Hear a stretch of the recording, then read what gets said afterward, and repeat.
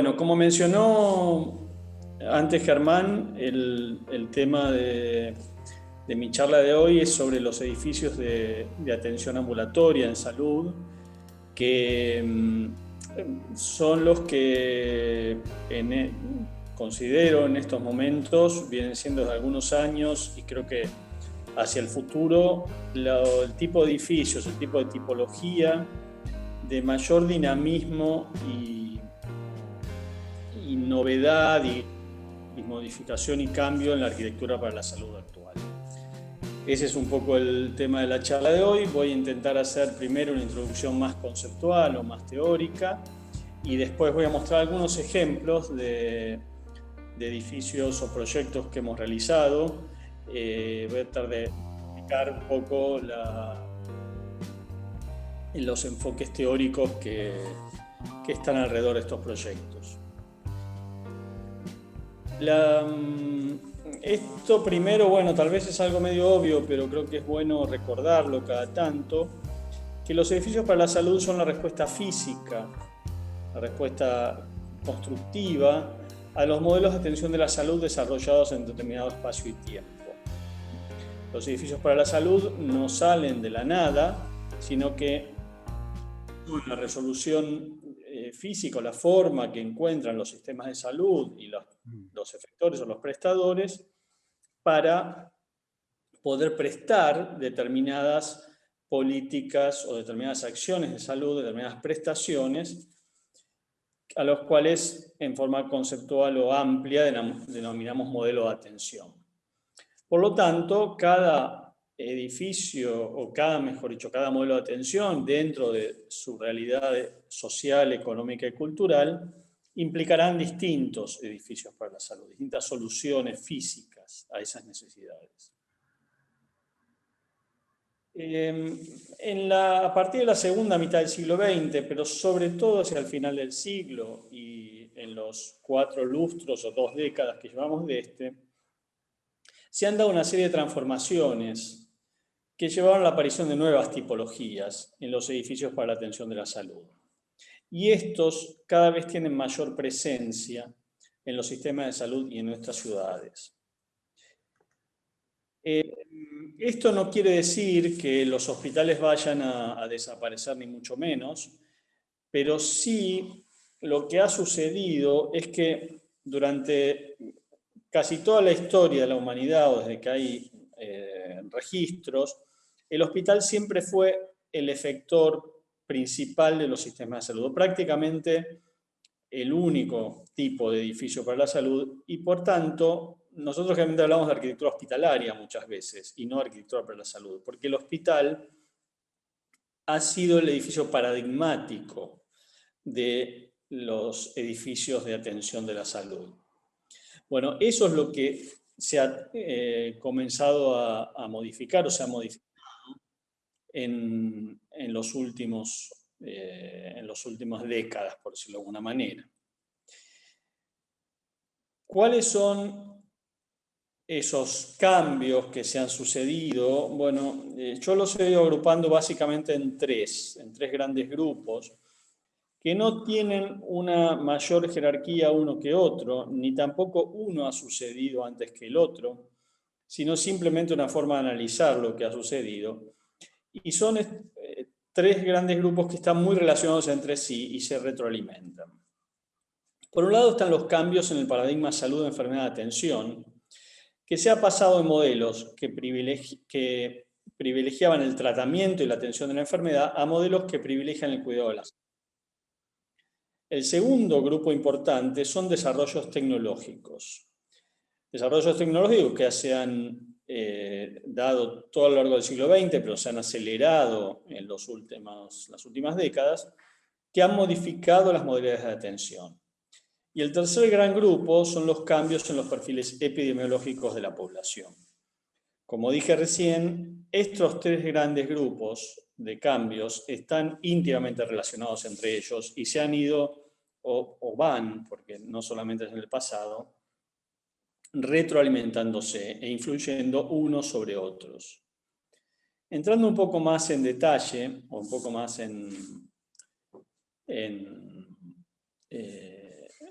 Sí, explicando un poco más cada uno de estos cambios. El primer gran cambio, o el primer gran grupo de cambios, que es que los sistemas de salud se han ido orientando más hacia el cuidado de la salud que hacia el tratamiento y la atención de la enfermedad, tiene básicamente dos grandes componentes. Por un lado está la experiencia de la Estrategia de Atención Primaria de la Salud, que fue anunciado en la conferencia de Alma-Ata de la OMS y UNICEF del año 78, que recogió además experiencias anteriores, los años 60 y 70, donde los sistemas sanitarios, a partir de esta Estrategia de Atención Primaria de la Salud, han ido volcando sus políticas y recursos a los niveles de menor complejidad y más cercanos a la población, entendiendo que estos niveles de menor complejidad son los que trabajan más sobre el mantenimiento de la salud antes que el tratamiento sobre la enfermedad. Básicamente se trata de políticas que toman como ejes centrales la promoción y prevención de la enfermedad, pero también la atención de la enfermedad en sus niveles de menor compromiso, en sus niveles iniciales. La mayoría de las enfermedades pueden ser tratadas, y la mayoría de los problemas de salud son problemas de salud de baja complejidad, y pueden ser abordados en esa instancia, evitando su avance o su desarrollo que los convierta en problemas de salud de mayor complejidad. Entonces, los sistemas de salud pueden abordar la mayoría de los problemas de salud a niveles de baja complejidad, sin embargo, invierten gran parte de sus recursos en los niveles, en los problemas de salud de mayor complejidad, que son los menos. Y esto está relacionado con el segundo punto, que lo que ha ido sucediendo es que los sistemas de salud empezaron a evaluar como económicamente más conveniente mantener la salud o tratar la enfermedad. Es más barato y en términos económicos y mejora las condiciones de vida de la población a mantener la salud o atacar los niveles de menor compromiso en la enfermedad a tratar enfermedades complejas. Y al mismo tiempo, una patología de menor reciente o digamos, que no reviste gravedad requiere de menos recursos que una patología avanzada. Entonces también, en función de contener los costos y las demandas crecientes de los sistemas de salud, estos se han ido orientando a trabajar más sobre la atención o el cuidado de la salud que sobre el tratamiento y la atención de la enfermedad. El segundo grupo son los desarrollos tecnológicos. Como todos sabemos, el siglo XX ha sido un siglo de gran desarrollo tecnológico en todas las áreas de la humanidad, y dentro de lo relacionado con la salud también. Cuando hablamos de desarrollos tecnológicos, lo más común es referirse al equipamiento médico, que acá sería el segundo punto. Pero no es solamente, tecnología no es solamente equipamiento médico. Tecnología es farmacología. Ha habido un gran desarrollo de medicamentos, un gran desarrollo de vacunas, que han permitido que muchas enfermedades sean tratadas en forma ambulatoria, que no requieran internación, y al mismo tiempo han permitido disminuir en algunos casos e incluso hacer desaparecer una gran cantidad de patologías. Entonces, muchos tratamientos, tal vez uno de los más gráficos, por ejemplo, son los de salud mental, donde muchas patologías de salud mental que antes requerían internación, hoy el 90 o 95% de las patologías de salud mental pueden ser tratadas en forma ambulatoria por medio de farmacología. Por supuesto está dentro de este grupo el equipamiento médico, donde ha habido un gran desarrollo de dispositivos de diagnóstico y tratamiento, que por un lado han permitido métodos de mayor precisión, con mayor información, menos invasivos, de menor duración, y también que han permitido que muchos de los diagnósticos y los tratamientos puedan ser realizados de forma ambulatoria. El tercer grupo dentro de este grupo de las tecnologías es el desarrollo de las tecnologías de la información y la comunicación, que han permitido la comunicación a distancia, la información en tiempo real, facilitando los diagnósticos y tratamientos. Esto es algo que hemos visto mucho el último año dentro del contexto de la pandemia, como gran parte de los problemas de salud pueden ser tratados a la distancia con estas tecnologías de información y comunicación. Y el tercer grupo es el cambio en los... perdón, que tengo un problema en la pantalla aquí. Bueno, no, perdón, se me mueve. Ahí está. Son los cambios en el perfil, en los perfiles epidemiológicos de las poblaciones. Durante el siglo XX, todas las poblaciones, o sea, todos los países del mundo, han realizado una transición epidemiológica.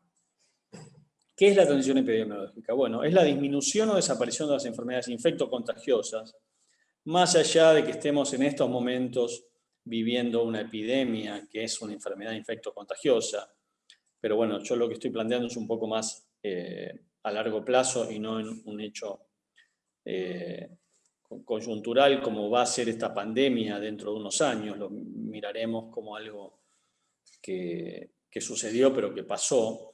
Pero en términos generales han disminuido muchísimo las enfermedades infectocontagiosas, prácticamente hasta desaparecer muchas de ellas. Pensemos cantidad de enfermedades que antes eran mortales, y han aumentado como consecuencia de ello, o surgido nuevas, como son, o sea, han aumentado y surgido enfermedades degenerativas. Algunas que ya existían, pero tenían baja incidencia, como podía ser el cáncer, y algunas otras que prácticamente no existían, como las de demencia senil, como el Alzheimer, que empiezan a tener muchísimo impacto y muchísima prevalencia dentro de los perfiles epidemiológicos.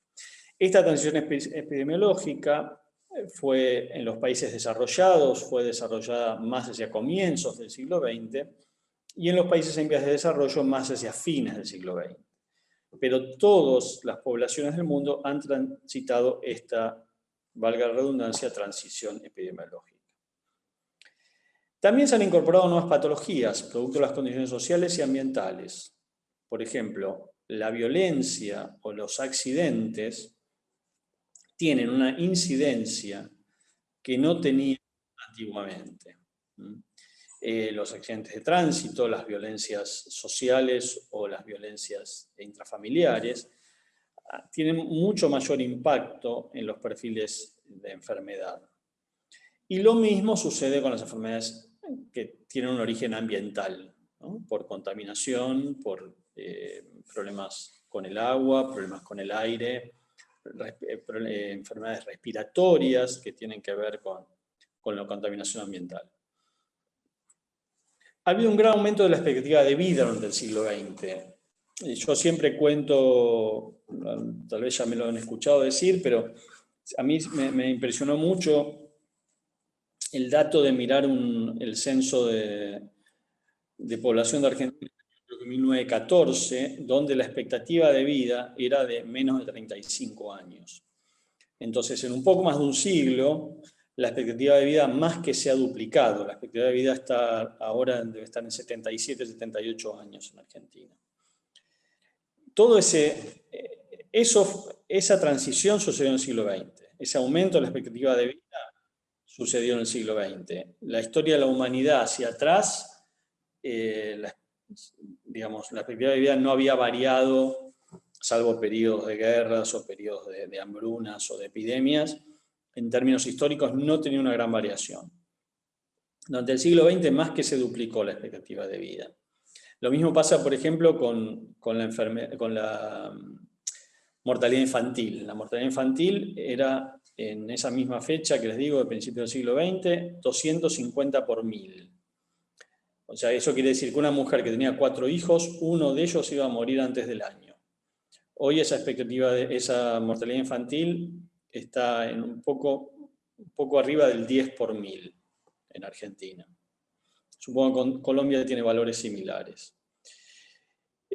Bueno, estos cambios no solo fueron producto de los sistemas de salud, probablemente tengan más que ver con mejoras en las condiciones de vida de la población, o sea, agua potable, redes de saneamiento, mejores condiciones laborales, digamos, una serie de cosas, y mejoras en la alimentación. Pero los sistemas de salud han tenido que ver con esto. El aumento, mejor dicho, el control de la mortalidad de muchas de estas enfermedades ha hecho que las personas no se mueran de una enfermedad aguda, pero sí tengan que convivir con esa enfermedad se convierta en crónica, tenga que convivir mucho tiempo, incluso a veces toda la vida. Entonces, se convierten en enfermedades que requieren largos tratamientos, pero generalmente esos tratamientos son sin internación.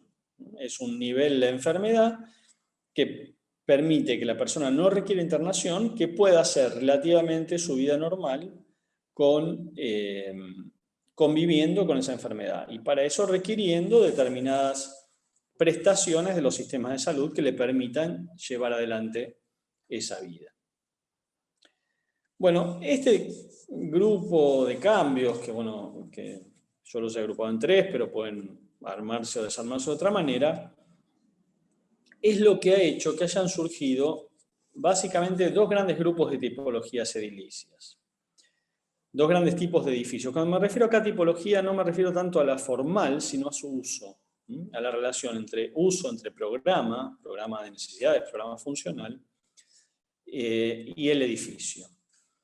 Y estos 2 grandes grupos son los edificios para la atención de pacientes ambulatorios, o la atención en forma ambulatorial de los pacientes, y los edificios para internación de patologías específicas, que generalmente son crónicas.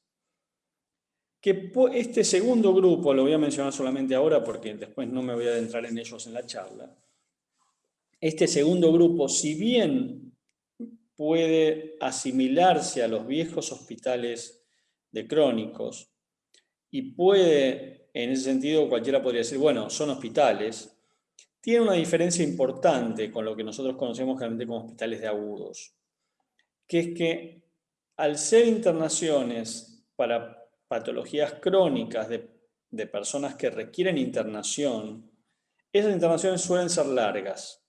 Y entonces, a diferencia de un hospital de agudos, que es un lugar donde una persona entra, a lo mejor está 5 días, una semana o 3 días, y se va a la casa donde está un tiempo menor y transitorio, este otro tipo de edificio se convierte muchas veces en el lugar donde la persona habita, se convierte prácticamente en su vivienda. Y por lo tanto requieren en los proyectos de arquitectura un tratamiento diferente de los espacios de internación. O sea, ya la internación no pasa a ser solamente la cama, sino la internación es el lugar de habitar de la persona. Entonces, es importante la diferenciación de los espacios de día y de noche, ¿no? La habitación o la cama para dormir, pero requieren lugares importantes donde realizar sus actividades diarias, donde realizar distintos tipos de actividades. Entonces, empieza a parecerse más a una tipología de vivienda colectiva muchas veces, que a la estrictamente hospitalaria. Porque además el otro dato importante es que estas patologías crónicas tienen pocos tratamientos posibles, o no demasiados. Entonces, estos edificios para internación de patologías específicas, generalmente crónicas, tienen mucha incidencia en las áreas de internación y poca incidencia en los servicios de diagnóstico y tratamiento, a diferencia de los hospitales de agudos, donde si bien la internación es el principal, digamos, dentro del programa son los servicios que tienen mayor peso relativo, ocupan la mayor superficie relativa, en el total, las internaciones en los edificios, en los hospitales de agudos, pueden llegar alrededor de un 30%, mientras que en este otro tipo de edificios para patologías crónicas, para internaciones crónicas de larga estada, requieren muchas veces las áreas de internación pueden llegar al 70% del total. Pero volviendo al tema de la charla, que son los edificios para atención de pacientes ambulatorios, es que voy a adentrarme un poco en este tema ahora. La característica principal de este tipo de edificios es la inexistencia de internación. La inexistencia de la internación como la conocemos en los hospitales. Puede llegar a haber internaciones de corta estada, de algunas horas, pero son edificios que funcionan generalmente en un horario diurno, que cierran de noche, porque no hay internación que dure 24 horas o más, que muchas veces no trabajan los fines de semana o pueden, pero entonces pasan a ser conceptualmente edificios que no funcionan permanentemente, ¿no? Un hospital, como todos sabemos, es un edificio que funciona las 24 horas del día, los 365 días del año. Como tal, tiene una serie de condicionantes desde los servicios generales, desde toda la apoyatura que no es asistencial, muy importante.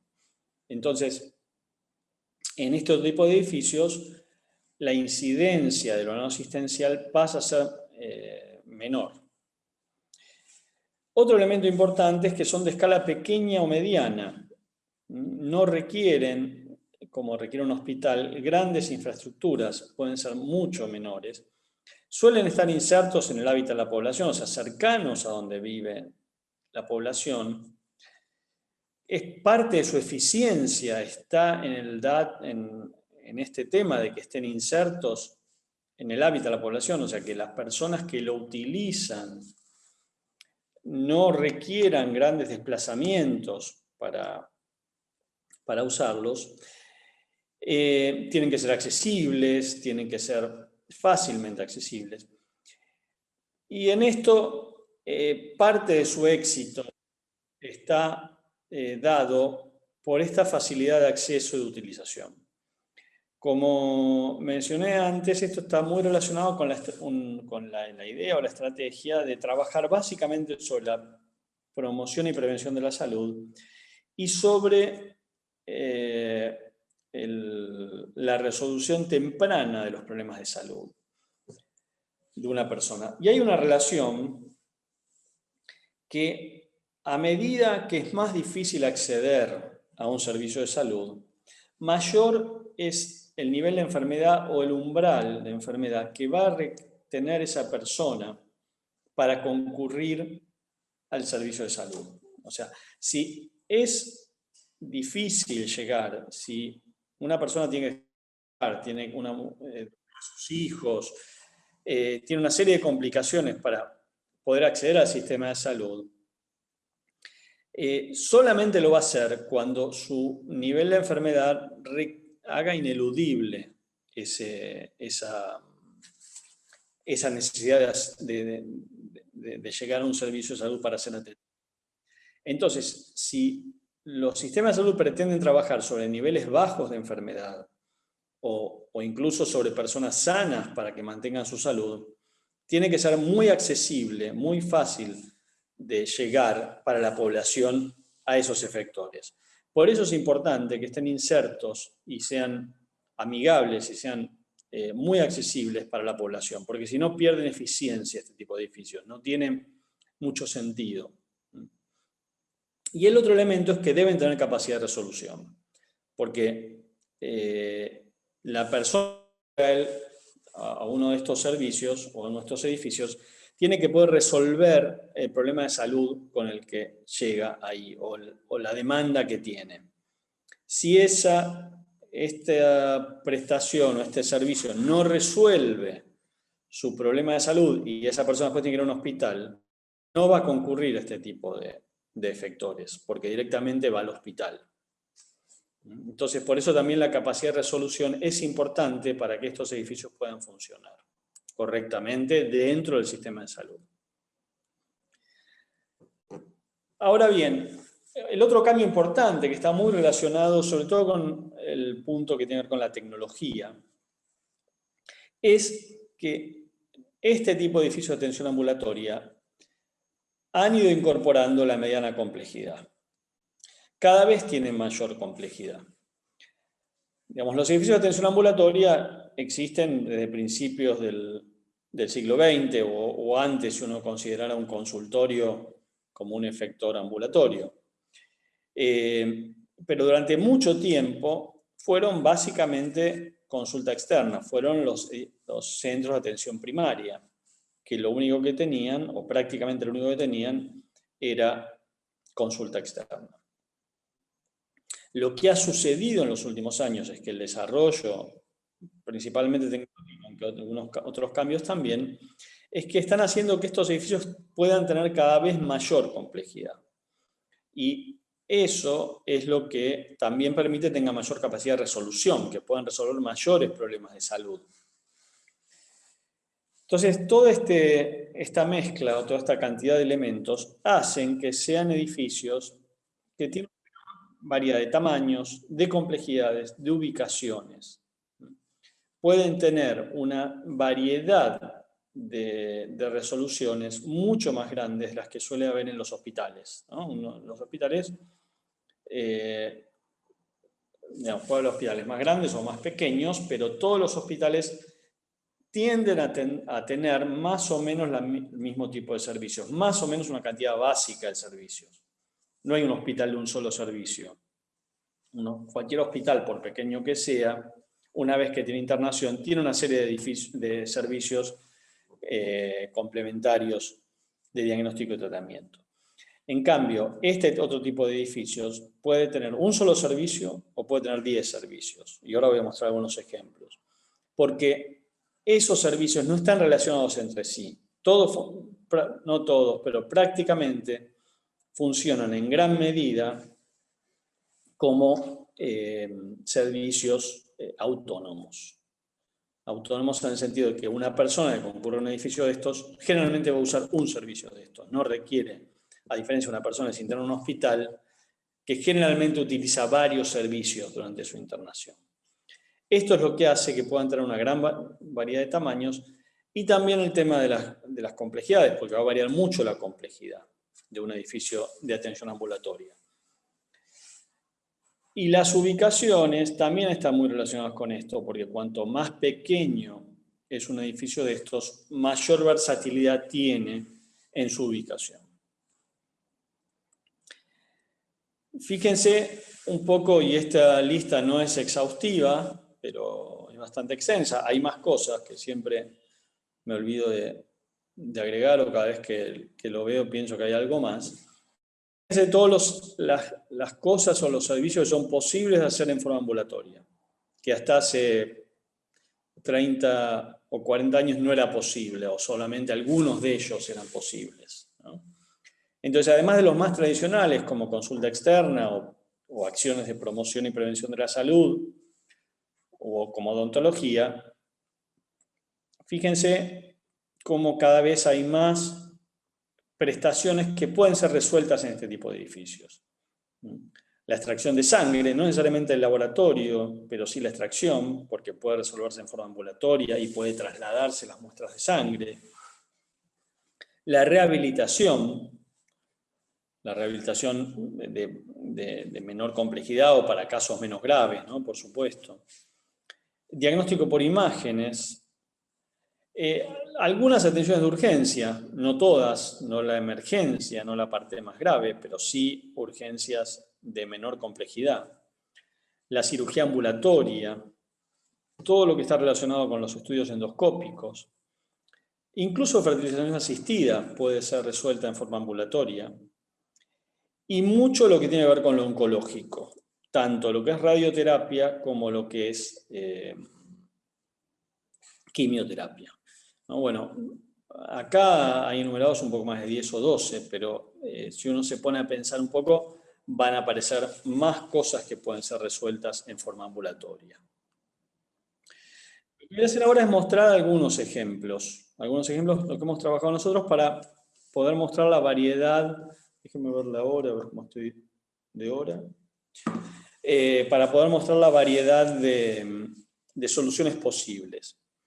Este fíjense, es un ejemplo muy, muy pequeño, 800 metros cuadrados, un proyecto de ya hace unos años, y sin embargo tiene 3 pequeñas áreas de cirugía ambulatoria, de un área de prevención, consultorios externos y por ejemplo, un equipo de radiología, ecógrafos, y un área de la mujer que también es complementario, que tiene mamografía, que tiene densitometría, que tiene acá otro equipo de mamografía. Y en esto, digamos, acá nosotros trabajamos con un planteo bastante ortodoxo, por decirlo de alguna forma. Teníamos dos frentes. Entonces, sobre un frente se trabajó todo el acceso público y el ingreso del público, y del otro lado se trabajó el ingreso técnico del personal del abastecimiento, eventualmente, si es necesario, el movimiento de ambulancias, si es necesario, digamos, en principio las personas que se atienden acá son personas relativamente que pueden tener un tratamiento ambulatorio, pero en caso de una complicación o lo que sea, esa persona tiene que ser retirada en ambulancia, y eso es hecho por acá. Y dentro de este esquema, entonces, esto se dividió en 3 áreas, donde se trabajó con situaciones de circulaciones mixtas, que son estas naranjas, para el área esta que se llamó de prevención, el área de la mujer, y un pequeño sector de cirugía ambulatorio que ya tiene una circulación que es restricta, donde se produce un ingreso a un área intermedia, donde hay 3 camillas de preparación y recuperación, y el pasaje a un área de mayor restricción que tiene un pequeño quirofanito, con un área de vestuario y de cambiado de médicos, el área de manejo de material sucio y salida por acá, y un pequeño área de enfermería limpia con una recuperación posanestésica. Entonces esto permite el ingreso del paciente por acá, acompañado por el familiar, y el ingreso del personal por este sector. Este es un proyecto que, como pueden ver, es muy pequeño, 800 metros cuadrados. Ahora bien, les voy a mostrar 2 ejemplos de edificios resueltos en el centro, no en el centro de Buenos Aires, pero sí en el área consolidada de Buenos Aires. Buenos Aires tiene muchos terrenos angostos, de 8,66 de ancho, que vienen de la época de la colonia, digamos, de la colonia española, donde eran terrenos 10 varas, y esas 10 varas da 8,66. Entonces hay muchos terrenos angostos, y les voy a mostrar 2 ejemplos, bueno, más de 2, pero 2 ejemplos ahora de edificios resueltos en terrenos muy angostos. Este es un edificio que tiene imágenes y un servicio de endoscopía o cirugía ambulatoria en su último nivel. De este lado está la calle, una avenida, y entonces tiene una planta baja con una doble altura, que es el espacio donde nosotros consideramos que se puede trabajar un poco más la calidad espacial y el hecho de que sea un espacio amable. Y sobre toda la cara posterior del edificio trabajamos todo lo que son las esperas y la circulación vertical pública. Y acá pueden ver cómo en los niveles superiores se ubican 2 pisos de imágenes, un piso de la mujer. Fíjense cómo se resuelven tomógrafos, y este es un tomógrafo, un resonador, este es otro resonador, y un último nivel de cirugía ambulatoria o endoscopía, y un pequeño subsuelo para servicios generales. Esta es la planta, acá pueden ver el terreno, que es muy angosto, el terreno de 8,66. Aún así, tratamos de mantener esa diferenciación circulatoria entre lo público y lo técnico. Lo que es amarillo es público, entonces hay un ingreso público, hay un hall con las recepciones e informes, y una circulación vertical de ascensores, de elevadores para público. Y también hay un pequeño ingreso técnico con un ascensor camillero, con una escalera técnica, y un pequeño ingreso técnico que permite una descarga de abastecimiento, el ingreso de personal y eventualmente el estacionamiento de una ambulancia si hay que retirar a una persona. Entonces, en este caso, acá pueden ver además, este es un ejemplo que es el primer piso. Fíjense que lo que yo les decía antes, como acá trabajamos con imágenes requiere, bueno, como todos sabemos, requiere tener frentes ciegos, entonces, y además era el oeste, también por un tema de protección a la radiación solar, trabajamos con una fachada ciega. Y entonces todo el movimiento de pacientes se realiza por la parte del contrafrente con un patio que permite la iluminación y la ventilación de las esperas y de las recepciones. Esta es la llegada de los sensores públicos, la recepción, y acá tenemos un tomógrafo con sus vestuarios y sus comandos, un área de un equipo de rayos y un área para el resonador. Y por acá se da el movimiento técnico de personal, de abastecimiento y eventualmente ante una emergencia un ascensor camillero para retirar un paciente. Este es un edificio pequeño, de 1.600 metros cuadrados. Esto se puede ver la fachada que es ciega, ¿no? Esta fachada es una fachada ventilada que tiene por atrás los locales de imágenes y esta es la situación de ingreso donde se puede ver el ingreso público y de este lado el ingreso técnico. Este es un edificio similar, pero resuelto todavía en un terreno mucho más corto, también angosto, pero corto, pero que permitía una construcción mayor en altura, de 7 u 8 niveles. Entonces trabajamos con un planteo similar, que es un ingreso con una planta baja bastante generosa para lo que es el terreno, un terreno angosto, las esperas ubicadas todas en el contrafrente con iluminación natural y visuales, y una fachada bastante ciega. En este caso, lo que se trabajó es básicamente con imágenes y rehabilitación. Entonces hay un primer piso que es de rehabilitación, que tiene un gimnasio y unos boxes, y después vienen equipos de imágenes. Acá ya el terreno es muy pequeño, entonces solamente entra un resonador en un piso, un tomógrafo en otro resonador, y acá vienen un piso entero de ecografías y un piso entero del área de la mujer. En los pisos superiores se trabajó con la administración y con algunas salas de máquinas arriba y servicios generales también en un subsuelo. Este además tiene una extracción de laboratorio que está ubicada en el subsuelo con ingreso de luz cenital, una pequeña espera, que es solamente extracción de sangre. Las muestras son enviadas a un laboratorio central para ser analizadas. Acá pueden ver como el mismo terreno, que es pequeño, que es más pequeño que el otro que mostré antes, más corto, digamos, el ancho es el mismo, son menos 9 metros de ancho, se reproduce una situación similar de dos tipos de acceso, un movimiento para público con ascensores de público y un sector para movimiento técnico con un camillero que además sirve para el movimiento de personal y del abastecimiento. Este es el nivel que tiene la parte de rehabilitación. Tenemos de nuevo las esperas con el patio, con una buena ventana acá, la recepción, un área de transición donde hay vestuarios para pacientes y un gimnasio de rehabilitación con boxes. En el caso por ejemplo, el segundo piso tiene el mismo esquema de la recepción con la espera y acá un área de resonancia.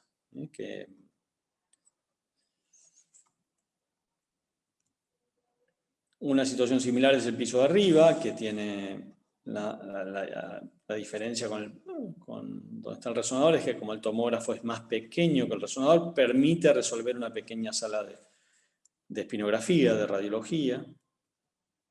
Y esta es la imagen del frente, donde pueden ver que la fachada es en gran medida ciega, porque tiene los equipos de imágenes, aunque acá aparece una ventana importante porque es el área de rehabilitación, el gimnasio de rehabilitación, y arriba aparecen algunas ventanas, yo no mostré las plantas, porque estos al ser consultorios de ecografía, con algunas esperas internas, ergometría, otro tipo de servicio, de equipos de imágenes, permite el uso de luz natural y de iluminación.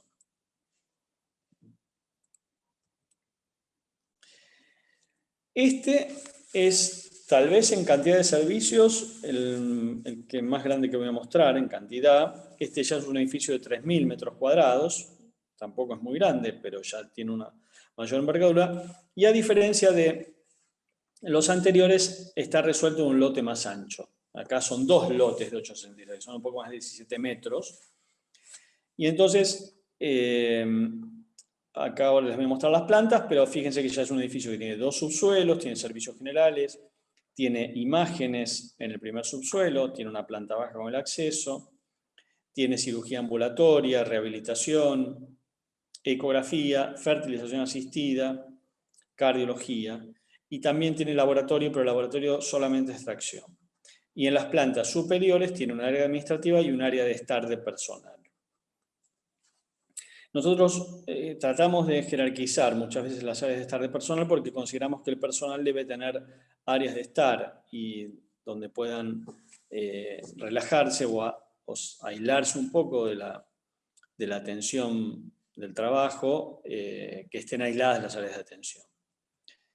Esta es la planta baja. La planta baja ya acá tiene un ingreso técnico de ambulancias vehicular que, diferenciado, porque el ancho del terreno permite esa resolución, y tiene un área más importante de acceso público, de hall y demás, y acá tiene un área de vestuarios de personal.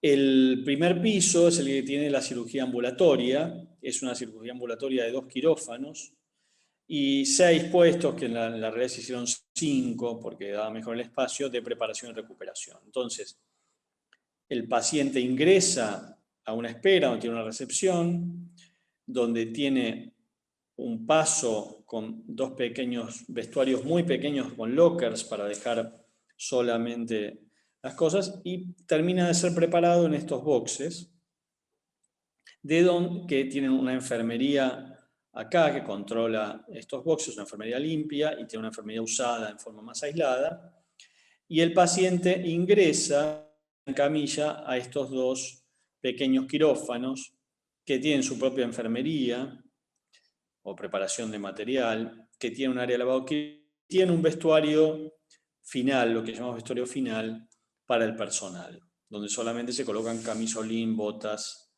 y barbijo.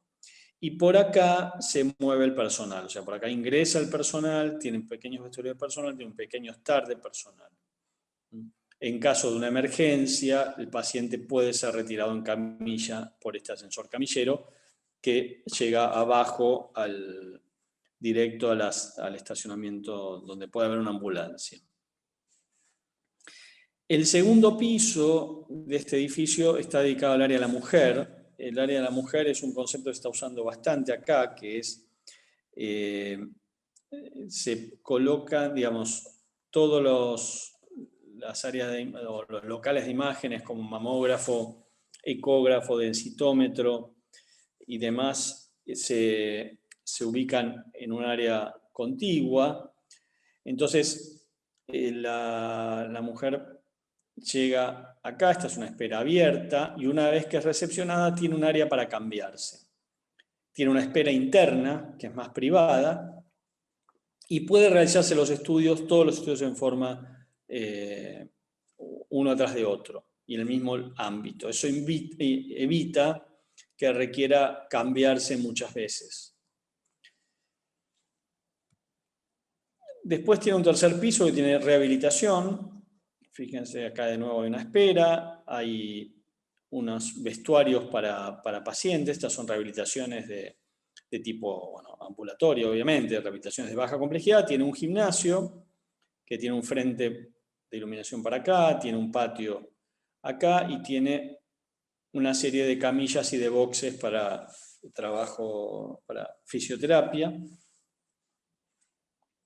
Este edificio, por cuestiones de código normativo urbana, es alto, tiene todos los pisos hacia este lado, y hacia este lado empieza siendo completo en los niveles inferiores, y a medida que el edificio va subiendo se va retirando.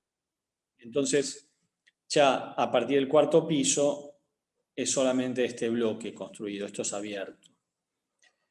El cuarto piso tiene distintos locales para ecografía, para cardiología, para ecocardio, son todos estos locales que están acá, que tienen una espera acá, y estos locales tienen todos iluminación natural.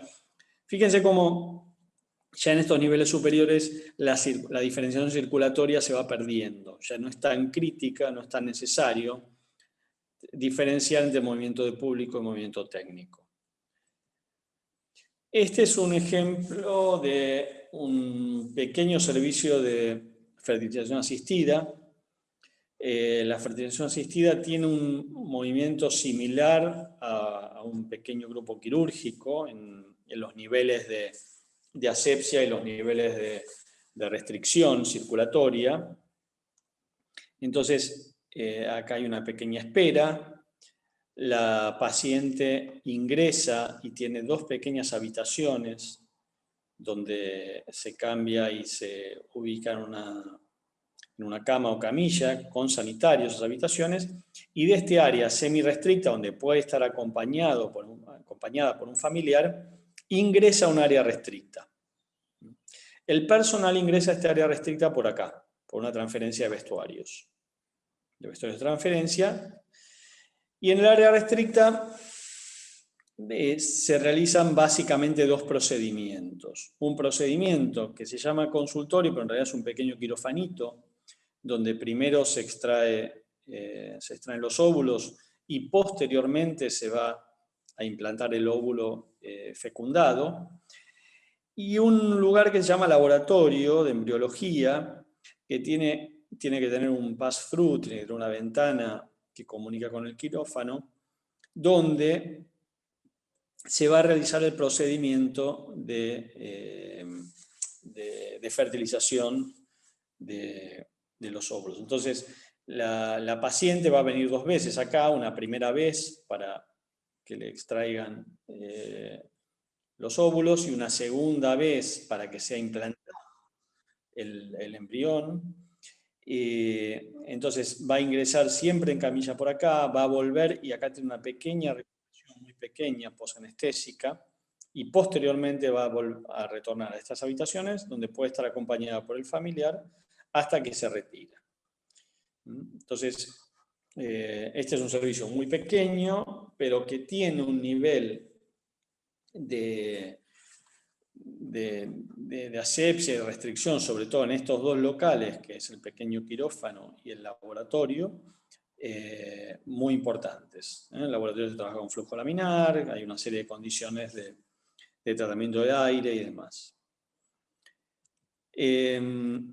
El 6º piso es solamente un piso de administración y dirección del edificio, y en el primer subsuelo se encuentra todo el área de imagenología o de diagnóstico por imágenes. Hay todo un área de espera. En ese área y de recepción hay un ingreso y hay camarines para cambiarse acá, y acá hay unos un poco más grandes para personas con discapacidad. Y dentro de este área con cierta restricción tenemos una sala de radiología, un tomógrafo y 2 resonadores. Y como complemento hay una espera con boxes para extracción de sangre y preparación de muestras. Acá nuevamente las muestras no van a ser analizadas acá, sino que son preparadas y retiradas para ser enviadas a un laboratorio central. En el caso de una emergencia, existe una salida directa a este ascensor camillero, que es el que va a ir a parar al piso superior. Voy a tener que apurar un poco, me parece. Bueno, acá pueden ver un poco la imagen de un render de este edificio, donde pueden ver lo que les decía antes, que en los pisos inferiores el edificio ocupa todo el frente, y en los pisos superiores el edificio se va retirando y ocupa solamente un sector del terreno. Este es un centro ambulatorio que lo desarrollamos en un edificio existente, que tiene básicamente consulta externa, imágenes y laboratorio. Acá pueden ver el corte, de este lado está la calle, y lo que tiene de particular es que de nuevo es un terreno muy largo. Este es un terreno de menos de 10 metros de ancho y más de 50 metros de largo. Entonces, acá ya la diferenciación circulatoria casi es imposible. Por ejemplo, teníamos solamente un núcleo vertical existente y hubo que utilizarlo tal cual.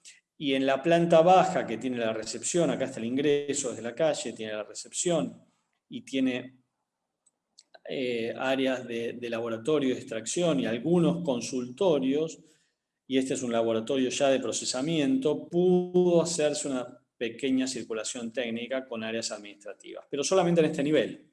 En los otros niveles, por ejemplo, este es el área de imágenes, de imagenología, está en el subsuelo, ya no fue posible una diferenciación circulatoria. Hay un solo núcleo vertical, que es este, y al ser pacientes ambulatorios, todos los pacientes se mueven por acá, pero también el personal tiene que moverse por este área. Acá tenemos un resonador, un tomógrafo en este sector, y acá atrás tenemos salas de ecografía que tienen sus vestuarios de cambiado, son 4 salas de ecografía, una sala de rayos, también con vestuarios de transferencia, un mamógrafo con 2 vestuarios de transferencia y un densitómetro. Y este es un pequeño área para revelado o para manejo de placas. Y esta es la recepción. O sea, fíjense cómo tuvimos que resolver en un espacio, pues esto está en el microcentro de la ciudad, muy en el centro, a 10 cuadras de la Plaza de Mayo, un área muy densa, en un edificio existente muy angosto y de 50 metros de largo. Y lo mismo pasa en los pisos superiores. Los pisos superiores son consultorios externos. Entonces hay un núcleo circulatorio que sigue siendo siempre compartido, áreas de espera y locales de consultorios. Y áreas de apoyo, tanto sanitarios como de enfermería. Esta es una foto del acceso. Bueno, y ahora les...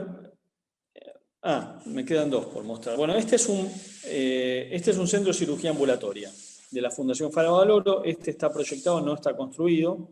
Se está esperando poder empezar la obra. Y esto de nuevo, en un terreno muy angosto, hubo que resolver un centro de cirugía ambulatoria de 6 quirófanos.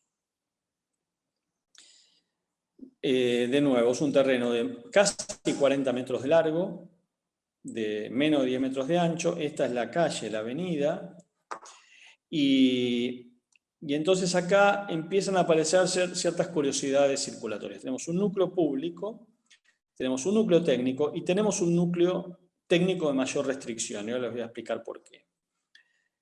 La planta baja y el primer piso son consultorios externos, no tienen demasiada complejidad. Esta es la espera, la recepción, y acá hay un montón de consultorios, son como 8 o 10 consultorios por piso, con sus sanitarios, sus apoyos, un pequeño patiecito que sirve para darle cierta calidad espacial, un poco de luz, un poco de verde, a una planta que es muy, muy compacta. El primer piso es prácticamente igual, también son consultorios, tienen su espera, su recepción, tienen todos los consultorios, tiene un área para trabajo de personal, porque tiene unos pequeños, estos locales pueden ser para ecógrafos, y estos espacios para trabajo de personal, ahora con el tema de la telemedicina, que empieza a tener cada vez más fuerza a partir de la pandemia, pueden servir también como espacios para la atención virtual de pacientes. Pero lo más curioso que tiene este proyecto es un centro quirúrgico en 2 niveles. Como les dije, tenemos 6 quirófanos y tenemos 12 salas de preparación y recuperación, 12 boxes. Pero el espacio obligó a hacerlo en 2 niveles. Entonces, en cada piso hay un área de mayor restricción que tiene los 3 quirófanos, con sus áreas de lavado de manos y demás de personal, y un área intermedia de preparación de esos pacientes, que son 6 boxes con camilla, con su enfermería y su control acá, su enfermería sucia o usado. El paciente ingresa por cada nivel, o sea, los que van a a operarse acá son preparados acá, ¿no? Este es el segundo piso, el tercer piso es muy parecido, es este. Entonces, los pacientes en principio no cambian de nivel, ingresan por acá, tienen los vestuarios, que son estos, de transición, ingresan y se preparan por nivel, ¿no? Los 6 entran acá, pueden ser acompañados por el familiar ingresan a los quirófanos, vuelven, recuperan acá y se van. Pero el personal sí se mueve en los dos niveles. El personal, por un tema de optimización de personal, y lo mismo el equipamiento, sí puede moverse en los dos niveles. Por esa razón hay un ascensor que es técnico, pero de mayor restricción, que es solamente para el uso de estos dos niveles de cirugía. Esta es la planta de arriba. Y ahora sí, les voy a mostrar el último, que este es un centro un poco más grande, ya de 6.000 metros, que tiene ya bastantes cosas, como pueden ver ahí. Acá la mayor o la cierta complejidad fue que este es un lote ancho, que en realidad son 3 lotes, acá los pueden ver, los 3, pero que teníamos un edificio existente en este lote, que había que mantener por cuestiones normativas. Entonces el edificio existente en este hubo que mantenerlo, y acá ya el lote y la complejidad, o sea, el terreno o el lote permitió trabajar con una diferenciación circulatoria importante, y la complejidad del edificio ameritaba esa diferenciación circulatoria mayor, que no resolvimos en los otros casos. Entonces, en todo este sector del edificio se resuelve todo lo que es el movimiento de pacientes ambulatorios, con el ingreso desde aquí y con grandes esperas que tienen luz natural desde atrás y luz o halls, mejor dicho, también del frente. Entonces el ingreso ambulatorio es por acá, o de los pacientes, y de este lado tenemos el ingreso técnico, tanto de personal como de abastecimiento y ambulancias, porque acá puede ser necesaria una ambulancia, y un ingreso, una rampa que va a un estacionamiento en el subsuelo. Y en este caso sí aparece un núcleo técnico importante, con 3 ascensores camilleros, con escaleras, y acá hay 2 escaleras, diferenciando lo que es público y lo que es técnico. Entonces, en la planta baja tenemos lo que es una urgencia, no es una urgencia de gran complejidad, pero sí es una urgencia, que tiene una parte ambulatoria, que son estos consultorios que están acá, y tienen doble frente, ingreso de público que viene caminando, que ingresa, tiene la espera, tiene una recepción acá, espera, ingresa. Y de este lado un área interna de mayor complejidad, que se ingresa desde el hall técnico, eventualmente una ambulancia. Un paciente en la ambulancia ingresa por acá. Tiene una sala de yesos, tiene un pequeño shock room y tiene 5 camillas y 5 sillones de observación, con una enfermería que trabaja controlando esto, pero también sirve a los consultorios. En el primer piso, lo que tenemos es un área de pediatría, que en este caso se juntaron los consultorios de pediatría con una urgencia de pediatría, con una guardia pediátrica. Entonces, el movimiento ambulatorio se produce por aquí, donde están las recepciones, los halls, está toda la espera de los consultorios pediátricos, que son estos. Pero a la vez hay una guardia pediátrica que tiene su área de enfermería acá, que sirve también para estos consultorios, pero que principalmente tiene camillas de observación y boxes de observación, para algún tratamiento con niños, por ejemplo, de nebulizaciones. También tiene un pequeño vacunatorio. Y entonces este núcleo técnico también tiene una circulación técnica interna. El núcleo técnico abastece por acá. Y acá aparece un patio, otro patio interior, con el objetivo de que todos los locales, o la mayor cantidad de ellos, tengan iluminación y ventilación natural. En el segundo piso tenemos un servicio de cirugía ambulatoria que en este caso tiene un área de recepción mucho más acotada, porque tiene una espera más pequeña. Tiene un área intermedia, que es esta, que son 9 habitaciones individuales con sanitario, cada 2 habitaciones, que ahora tal vez haya que pensarlo con sanitarios individuales, donde el paciente ingresa, la persona ingresa, puede ingresar acompañada por el familiar y se prepara en esta.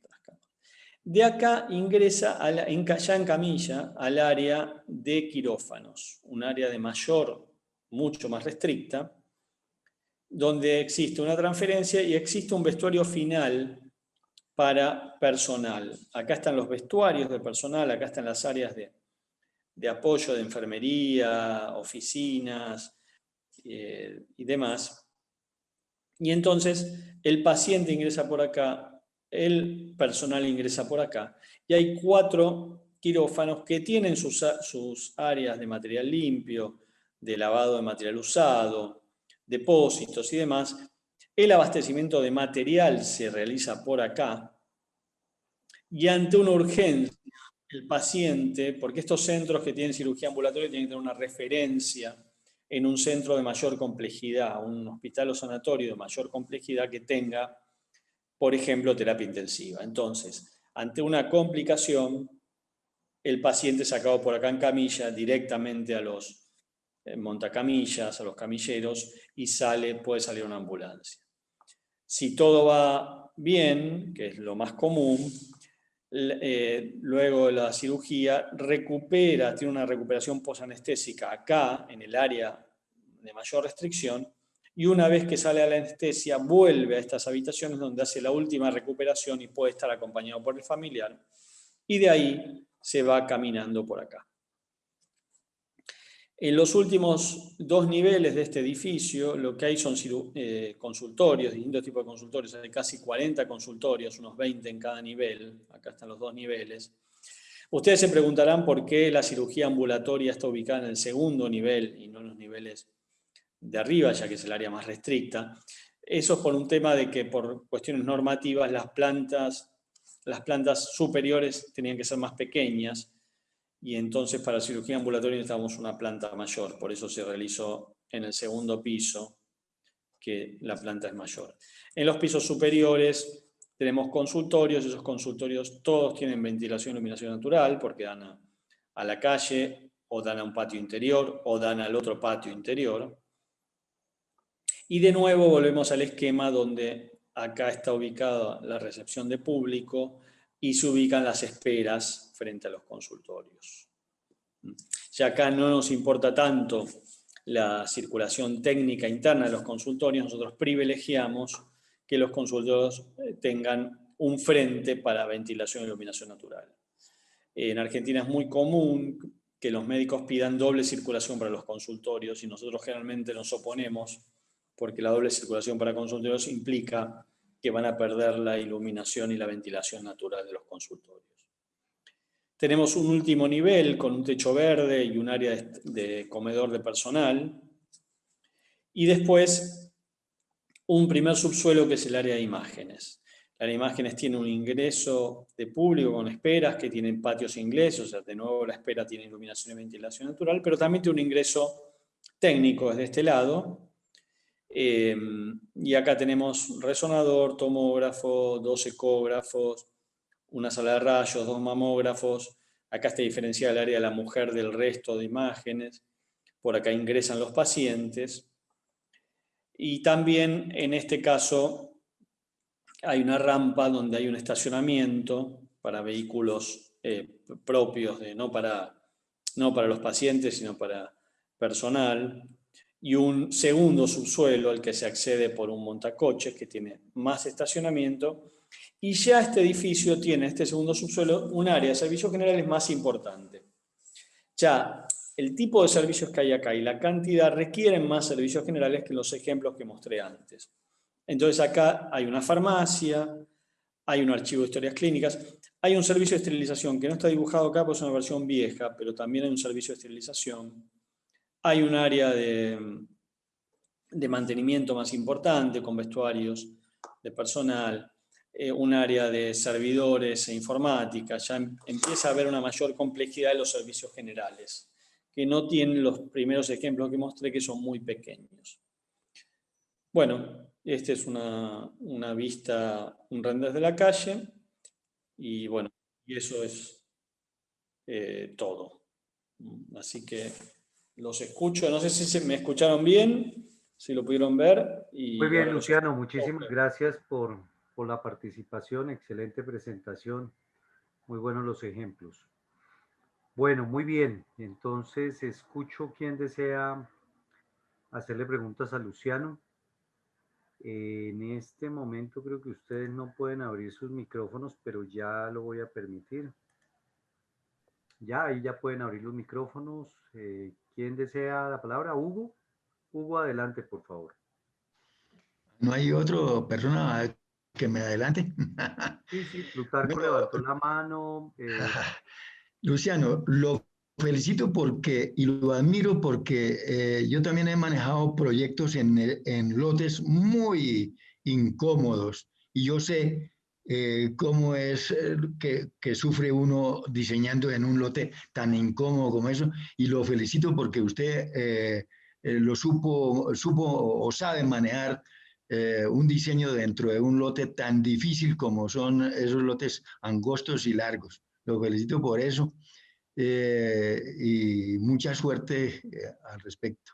Las preguntas, pues tengo varias, pero voy a resumirlas en lo siguiente. Mejor como un poquito psicoseado la altura entre pisos en el área quirúrgica, en todo lo que es en la parte de terapia, ¿no? Que necesitan una altura especial, ¿sí? Lo Sí. otro es que es importante que cumplan con, cualquier proyecto debe ser importante cuando cumple con todas las necesidades, pero en el listado que usted mostró ahí de las necesidades, creo que falta la parte administrativa y la parte de servicios generales, que es muy importante en un proyecto, ¿no? Y de acuerdo a la complejidad. Y la otra es de acuerdo al estado anímico de los pacientes, de los médicos, en fin.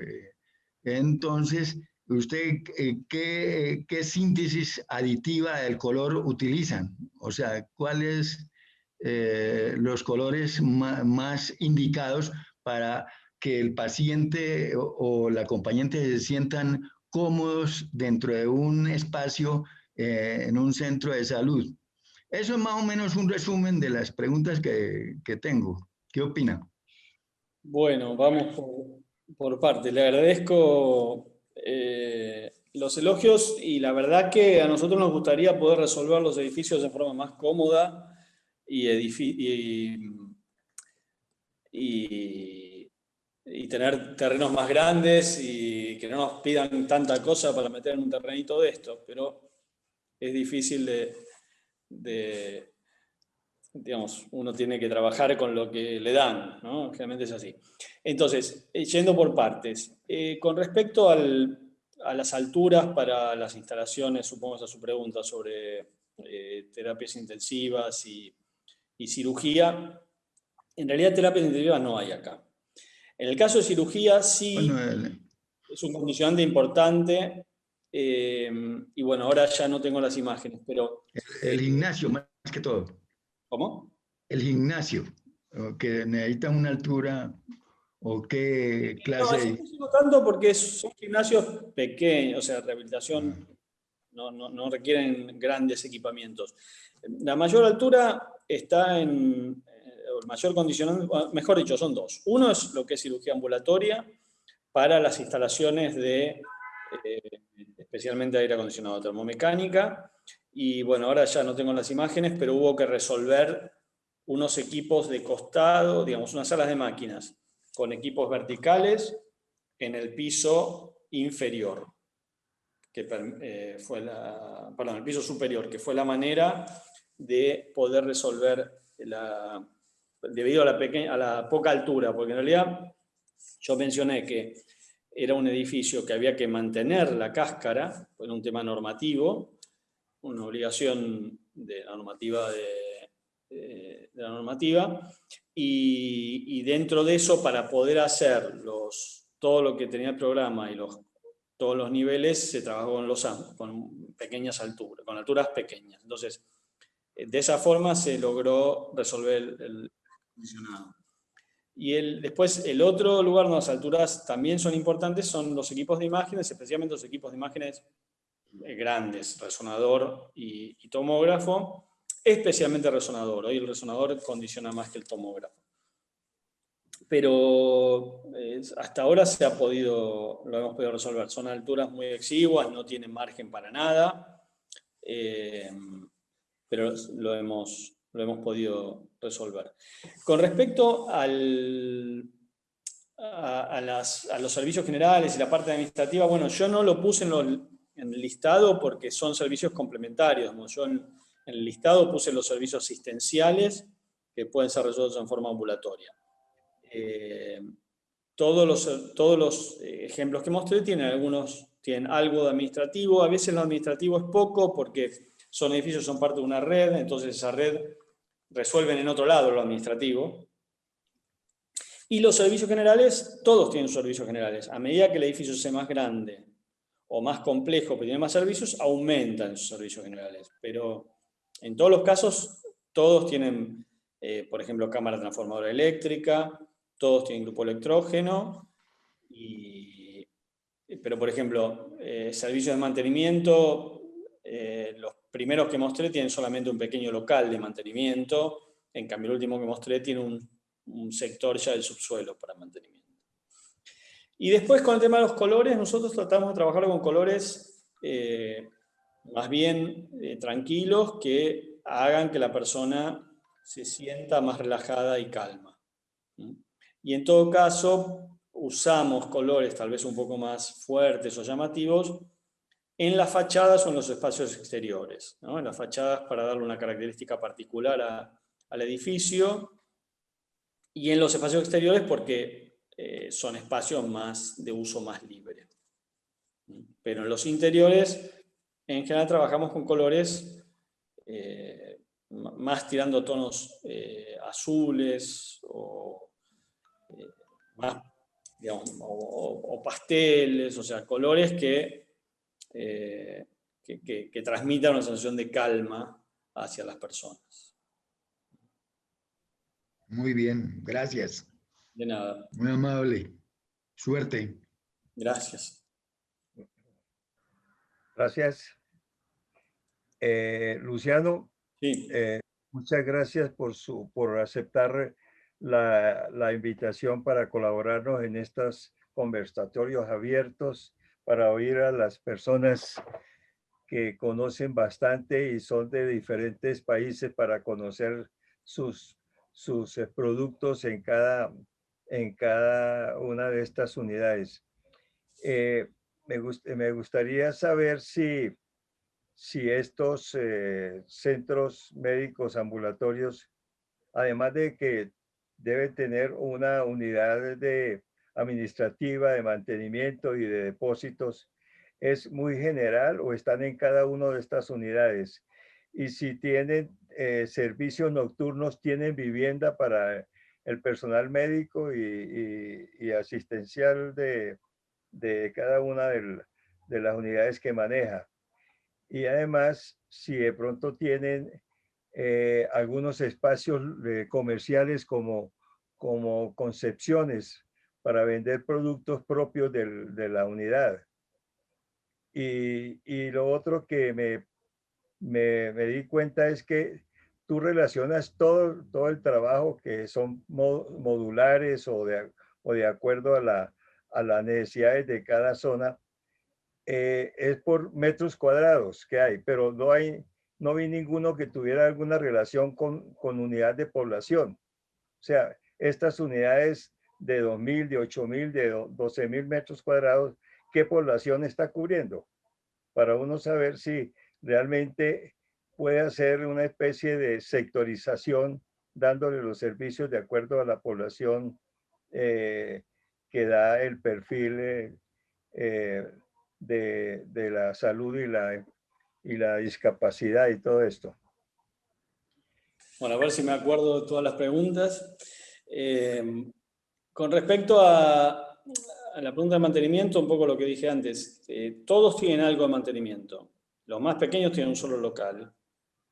Los más grandes ya tienen un área un poco mayor.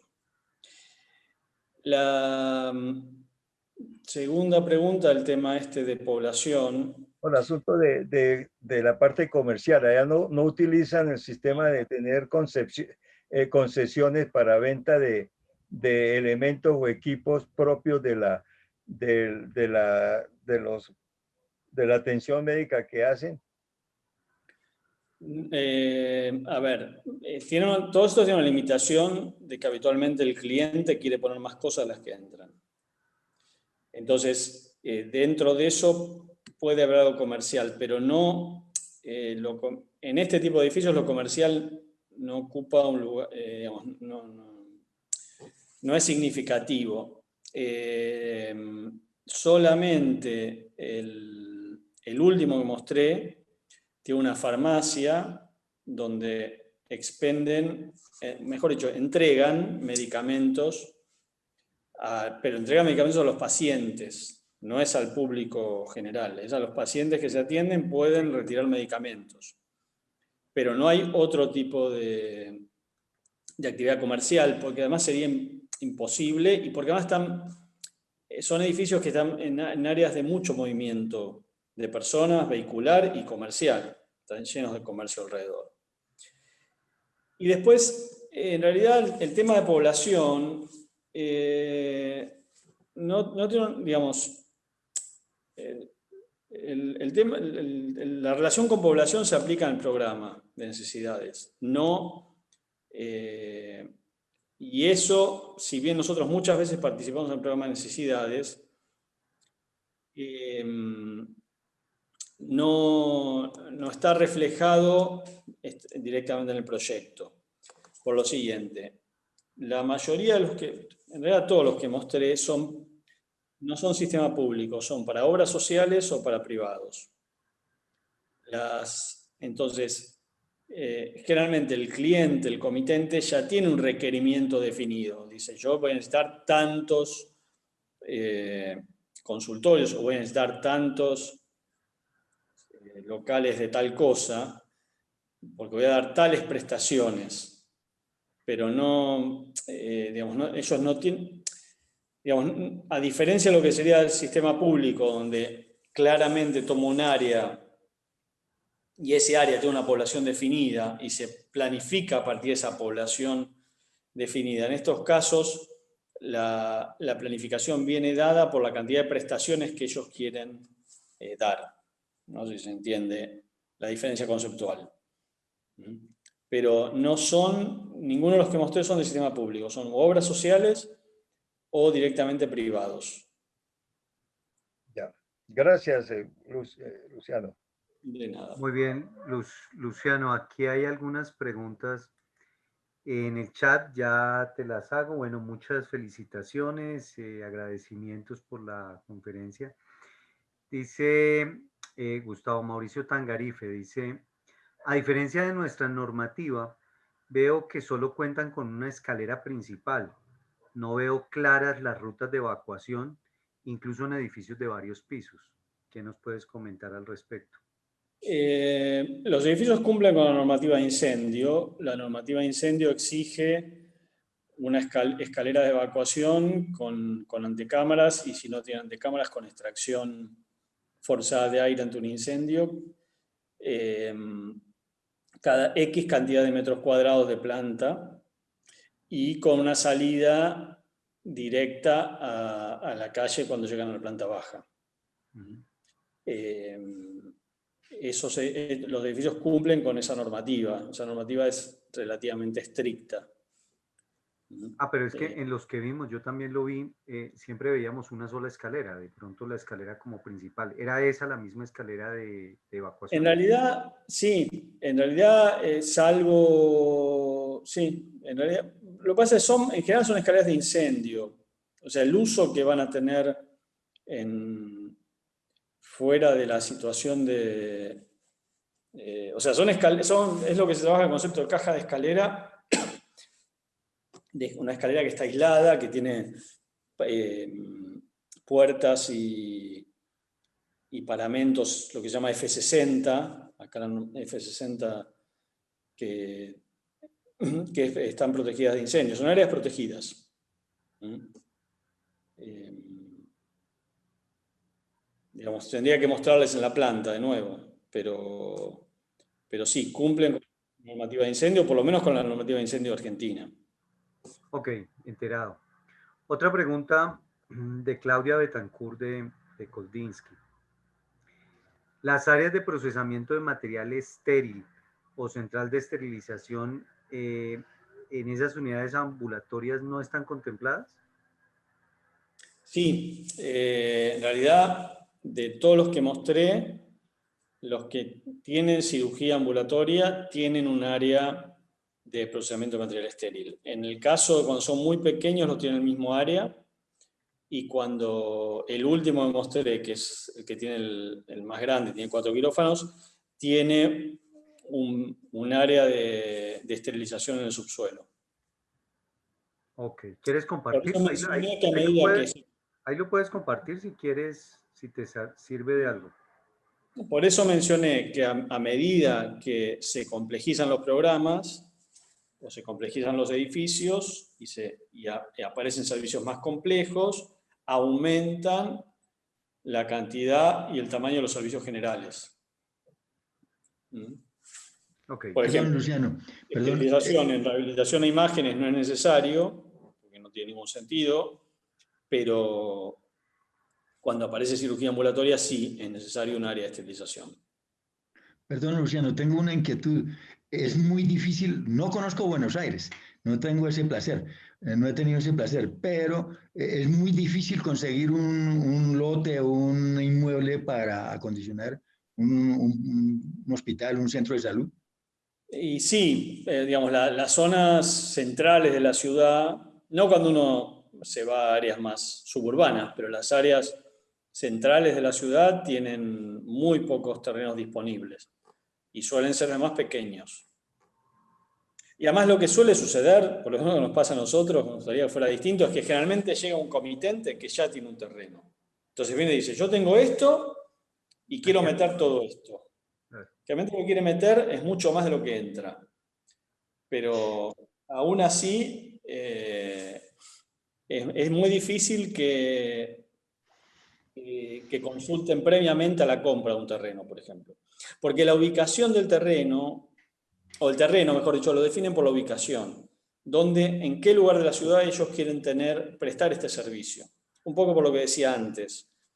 Porque la clave de estos servicios es la accesibilidad y la cercanía a donde vive la gente. Entonces, a lo mejor consigue un terreno mucho más grande, pero en un lugar donde es más difícil el acceso o la población que ellos quieren atender tiene que viajar 1 hora y en ese caso no va a ir. Entonces, generalmente las políticas que tienen es, yo quiero hacer algo acá y dan un lugar muy acotado. De acuerdo a la necesidad, porque todo proyecto nace de una necesidad. Entonces, de acuerdo a la necesidad, consiguen el lote o el inmueble. Sí, o el lugar donde les interesa, por ejemplo, los 2 primeros que mostré están ubicados en 2 lugares que no son centrales de la ciudad, que son sectores más de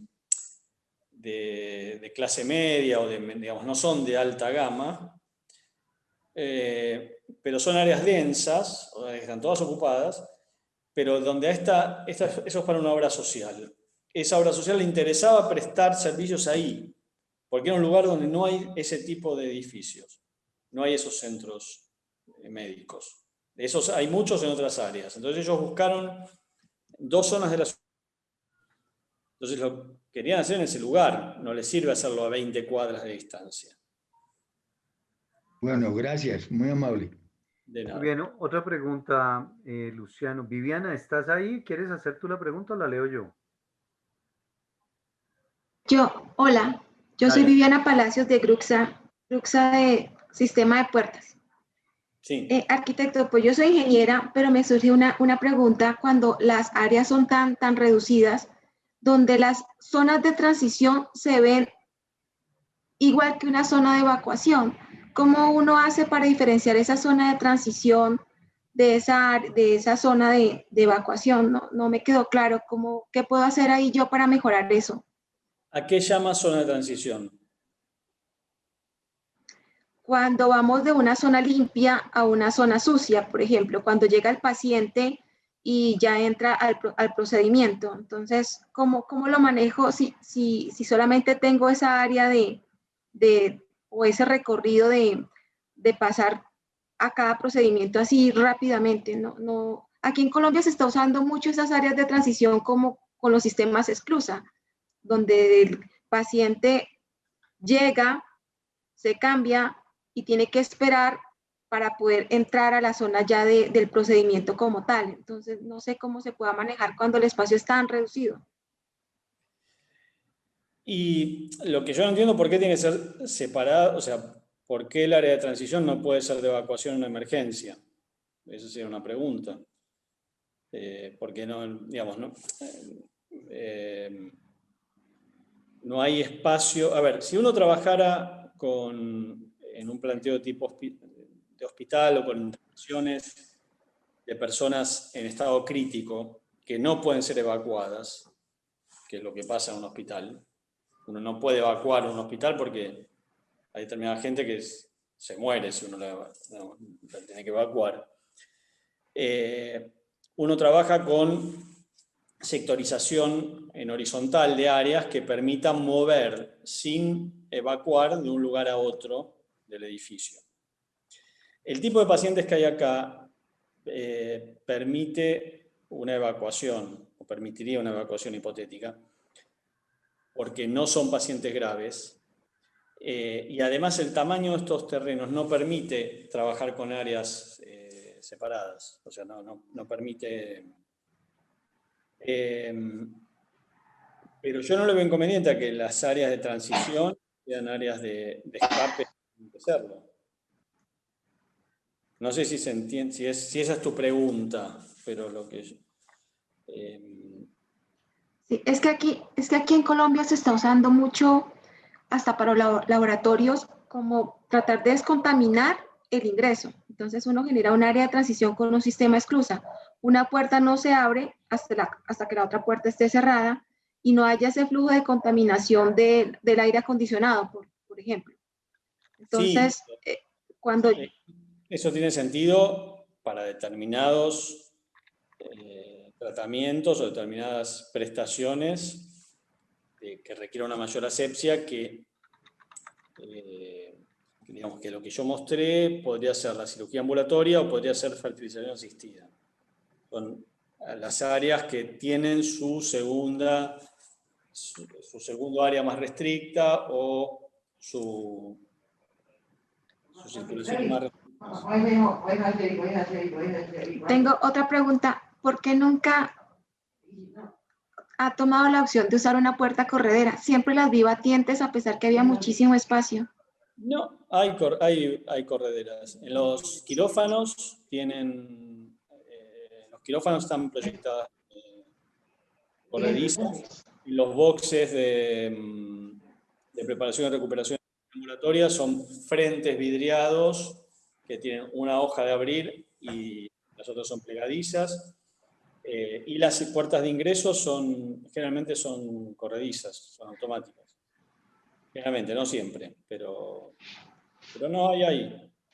Lo que pasa es que se usan en algunos locales, no se usan en todas, por un tema de costos, básicamente. Perdóname que me introduzca Luciano Sergio González. ¿Qué tal, Sergio? Bien, gracias. Mira, es que lo que decía Viviana, que tal vez no se entendió bien, es el paso de zonas rojas o negras a zonas blancas. Entonces esa tendencia que tú entres a través de una esclusa que incluso está de que tú abres una puerta y si no se cierra no puedes abrir la otra, enclavadas que llaman. Lo haces, por ejemplo, cuando tienes temas de cadera o temas de trasplante de cadera, cosas de estas. No sé si en todos los proyectos que tú mostraste tenías algo en este sentido, de que para tú llegar a la zona totalmente aséptica debes pasar por una zona que es gris y ahí te cambias, te pones polainas, te ponen gorro, te lavas las manos. Incluso hay una discusión fuerte de si el paciente el personaje que va a pasar, se lava las manos y coge la perilla de la puerta y entonces vuelve y se contamina. Entonces, por ejemplo, en Estados Unidos se exige que el lavamanos esté dentro de la habitación para que tú entres y te laves manos. Eso es lo que yo entiendo que Viviana pregunta. Hay espacios que totalmente, como en un trasplante de cadera, son temas de tratamientos especiales necesitas áreas totalmente blancas, donde donde el personaje entra. Claro, pero yo no estoy, o sea, lo que son para cirugías ambulatorias de mediana complejidad o baja complejidad, digamos, no son ni remotamente para un trasplante de cadera, no puede hacerse acá un trasplante de cadera. Claro, claro. Sí, Además requiere otras cosas, un trasplante de cadera requiere, por ejemplo, banco de sangre, que acá no hay, requiere otra serie de cosas, digamos. sí, o sea que en lo que tú mostraste no tuviste ningún tipo de cirugías que fueran de alta complejidad, en las cuales tú deberías tener transiciones. Ambulatorio. No puede hacerse, digamos, no son plantas preparadas para eso, no hay servicios complementarios para eso. Por ejemplo, uno requeriría una unidad de terapia intensiva para hacer un trasplante. Claro, claro, claro. O cualquier intervención de esas. No. Es de menor asepsia. Sí, sí, sí. Sí, bueno, de menor complejidad, más que asepsia. Requiere asepsia, pero una intervención de hueso requiere... O sea que yo, a ver, por ejemplo, los quirófanos tienen filtros absolutos, pero no tienen El flujo laminar no tienes, no necesariamente. laminar, por ejemplo. Mm, mm, sí. No, Gracias. estamos hablando de edificios para pacientes ambulatorios, ¿no? Un Claro, paciente claro. ambulatorio. Mm. A ver, además una operación de cadera no solo requiere una terapia intensiva, requiere una internación para que la persona se quede ahí una X cantidad de días. No, es otra cosa esto. De acuerdo. Gracias, Luciano. Disculpa. Nada. Bueno, Luciano, yo tengo una pregunta.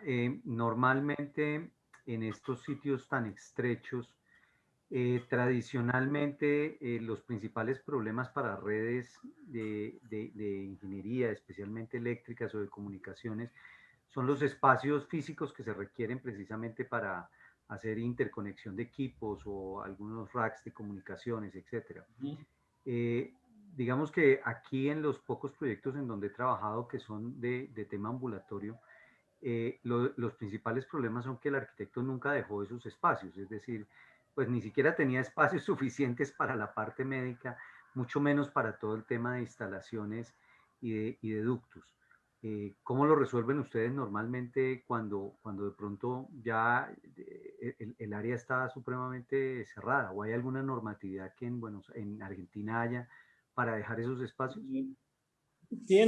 Todos estos edificios tienen montantes, tienen plenos verticales de distintas instalaciones. Uno de ellos es una montante de tensiones débiles.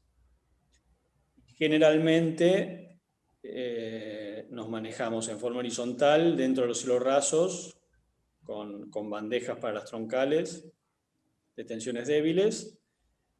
En general todos tienen un servidor central y la mayoría tienen racks por piso, son racks pequeños, son racks realmente colgantes, pero está previsto. ¿Los pones encima del cielo falso entonces? ¿No hacen un cuarto? No, los racks no. No, los racks están abajo. Generalmente están a veces dentro de algún mueble, cuando, por ejemplo, en las salas de informes, Okay. o dentro de un placar, de un armario. Los racks. Lo que va por arriba de los cielos rasos son bandejas para pasar los cables. Generalmente trabajamos con cielos rasos desmontables en las circulaciones, por donde se pasan los cables, y después ya los locales no tienen cielos rasos desmontables, ya por un tema de asepsia preferimos cielos rasos monolíticos. Entonces, la bandeja portacables va por la circulación y de ahí se deriva por cañería a cada boca en las necesidades locales. Ok. Y cuando por ahí mencionaste un proyecto basado en un edificio que ya estaba construido. Esos edificios que ya están construidos, pues todavía es peor la situación porque pues por ningún lado tienen espacio para pasar tubería de un piso a otro. El tema vertical es terrible. ¿Te has encontrado con ese tipo de problemas?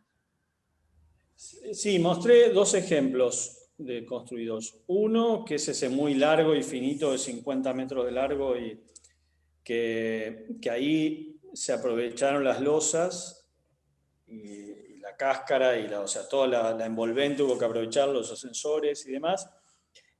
Ahí ya había previstos algunos plenos verticales y hubo que ampliarlos un poco, pero más o menos se pudo aprovechar. Ahí fue posible. En el último caso que mostré, en realidad lo único que se respetó fue la cáscara, el envolvente. Se volvieron a hacer las losas, todavía no se hizo, pero se proyectaron volver a hacer las losas, y dentro de eso se previeron los plenos verticales. Ok, perfecto. De todas formas, si bien todo lo que es electricidad y todo lo que es, sobre todo, tensiones débiles, ha aumentado mucho la complejidad y la cantidad de instalaciones, en realidad no requieren tanto espacio. O sea, la mayor complicación siempre es la termomecánica, siempre es el aire acondicionado. Claro, sí. Sí, siempre el aire Porque además los acondicionado. cables son flexibles, los cables se pueden mover, los conductos son más difíciles, o los equipos de aire son más difíciles. ¿Y los gases medicinales cómo los manejan? Y los gases medicinales, depende de las situaciones, pero en algunos casos hay compresores en las terrazas, o sea, se hacen salas de máquinas arriba por un tema de ventilación y de ruidos. Entonces, generalmente vacío o aire comprimido están ubicados arriba, y lo que es oxígeno o lo que es CO2 que puede hacer falta para cirugía ambulatoria, se resuelven con tubos o con termos más cerca en el subsuelo, generalmente en el subsuelo, pero que tienen que estar cerca del acceso para su reposición. El manifold en el subsuelo. Sí. Ya. Una pregunta más, Luciano. Marlene Galvis nos pregunta que ¿cuántos son los anchos mínimos en tu caso para las circulaciones, para el paso de pacientes en camillas en casos de evacuación? El Ancho mínimo de circulaciones para paso el de ancho pacientes. mínimo, el ancho mínimo es, cuando hay giro es 1,50 cuando es silla de ruedas y 2,30 cuando es camilla. Eso es para el giro. La circulación desde el punto de vista reglamentario es 1,20, nada más. Nosotros en algunos casos trabajamos con 1,50. Pero estamos hablando que el uso de la camilla es absolutamente excepcional. El uso de la camilla no tiene que ver con una evacuación de incendio, porque es totalmente excepcional. Tiene que ver con una evacuación de un paciente que se complique. Pero es distinta. Una cosa es la evacuación de incendio, otra cosa es tener que sacar a un paciente en camilla ante una urgencia médica. Sí, correcto. Bueno, muy bien. ¿Alguien más tiene alguna otra pregunta? Yo, buenas noches. Buenas noches. Stephanie, adelante. ¿Cómo está, arquitecto Luciano? Yo soy Stephanie Garzón, de la empresa Sangobain Ecofoam, de hechos y paredes acústicas. Te quería preguntar, pensando en estos proyectos en los cuales muchas veces los procedimientos ambulatorios exigen que vaya un acompañante, y viendo pues las arquitecturas que nos mostraste, ¿cuál sería los consejos que puede darnos para mantener un confort y que la espera como acompañantes, y lo digo porque lo viví la semana pasada, sea cómoda? ¿Qué puedes tú incluir, aparte de la acústica, que es, bueno, la especialidad en la que estoy? ¿Cómo bajar esos niveles de estrés, hacer que también, mientras el paciente ingresa a un examen X y el acompañante también, manejar esas salas de espera? ¿Qué harías? Y en general tratamos de que todas tengan iluminación natural, en la medida de lo posible que tengan una vista a un patio, un espacio que tenga algo de verde, dentro de lo que permite la trama urbana y el poco espacio, pero en general, justamente yo hice énfasis un poco en eso, que por ejemplo, el último proyecto que mostré, utilizamos todo, uno de los 3 lotes disponibles, no sé si te acuerdas, pero lo que estaba en el dibujo arriba, ese es un espacio todo transparente, o sea, es un espacio que tiene iluminación desde la calle y tiene un patio posterior. Entonces, la persona está ahí, mira para un lado, mira para el otro, o sea, tratamos de generar, dentro de lo posible, espacios lo más agradable posible, pero tratando de usar lo más posible luz natural y lo más posible verde o visuales a un espacio abierto. Un espacio abierto en el medio de la ciudad, ¿no? Una ciudad que es bastante densa, pero tratamos de hacer eso. No siempre lo logramos. Ese es el reto. Ok, ese es el reto. Gracias. De nada. Bueno, muy bien. Otra pregunta por acá. Ay, no, me había devuelto y ya le iba a hacer otra pregunta que le había hecho ya. Bueno, no, muy bien. Creo, Luciano, que no hay otra pregunta. Realmente hay muchos mensajes de agradecimiento y pues te mandan felicitar de varios lados, de Costa Rica, de Uruguay, bueno, algunos de los que nos estuvieron acompañando. Creo que entonces no hay nada más. Plutarco, despedimos, por favor. Tiene el micrófono apagado, Plutarco. Guillermo, qué pena, antes de entrar. Germán, disculpa. Dale, Sergio. Marcelo. No, Rápida, perdón, Luciano, Sergio. es que te pido disculpas Dale. que no estuve en toda tu presentación, pero tú hablaste del ancho de circulaciones de corredores. Es que aquí se ha vuelto un tema supremamente interesante, importante trabajar con anchos de 2,40 cuando tú mueves camas y cuando mueves camillas de pronto algo menor. No sé si tú en los proyectos tuviste muy en cuenta el tema de ancho de corredores, más aún ahora con la pandemia, en que hemos visto que hay pacientes que los estacionan en los pasillos y tienes tú que seguir circulando por el pasillo. De hecho, también se ponen a veces oxígeno en los pasillos para que los pacientes que por temas de pandemia haya que tener en esos espacios, o sea, la holgura con el tema de la pandemia en las circulaciones. No sé si tocaste ese tema o si no te lo pregunto. No, no lo toqué. Digamos, acá no hay camas y tampoco hay camillas circulando por los pasillos, salvo que haya que evacuar a una persona, un paciente. Pero si no, la persona, digamos, todos entran caminando o se van caminando. Ese es el ¿O silla de ruedas también? ¿O silla de ruedas? Silla de ruedas sí, puede haber, pero están contemplados los anchos para silla de ruedas. Yeah. Pero... ¿Qué ancho, Arti? Qué pena. ¿Cómo? Ay, perdón, ancho? que pregunté así, ¿qué ancho manejan? ¿Qué ancho? ¿Qué ancho recomienda usted, Arti? Haifa dijo que unos 50 en estos proyectos ambulatorios, pero no sé en los proyectos que no silla de sean ruedas ambulatorios. es 1,50 el giro de la silla de ruedas. Para los lugares donde hay camilla, por ejemplo, puede haber camilla, digamos, delante del ascensor que es camillero, porque el ascensor sí está previsto como camillero, es 2,30 el giro. 2,30. Pues la circulación puede ser más angosta. Normativamente para escape es 1,20. Tratamos de trabajar, donde vieron ahí de imágenes y demás, 1,50. Cuando es, por ejemplo, el último proyecto que mostré, que tiene varios quirófanos, es 1,80 a 2 metros el acceso a cirugía. Después la circulación en sí misma de los quirófanos es más ancha.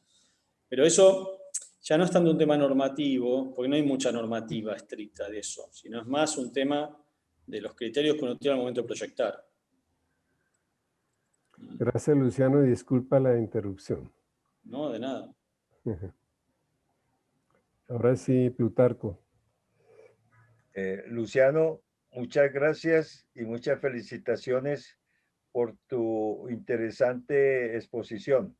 Creo que más adelante te podríamos molestar para pedirte otra charla por allá en unos 2 o 3 meses, que seguimos todo el año haciendo todos los martes charlas técnicas como la tuya y con otros arquitectos de otros países, que me parece interesante. Esto que pusiste acá creo que es parte de lo que habíamos hablado antes sobre el Hospital del Futuro, que es separar precisamente la parte ambulatoria de la parte de internación. que no quede todo en una integración que produce cierto tipo de inseguridad, de contagios y de demoras en la atención médica hospitalaria. Pero eso es para discutirlo de pronto entre varios arquitectos como una especie de foro. Sí, yo creo en realidad que hay que dejar de hablar del hospital del futuro, hay que hablar de los edificios para la salud del futuro. Porque uno es el hospital, pero en realidad la variedad de edificios para la salud es muy grande y cada vez va a haber más.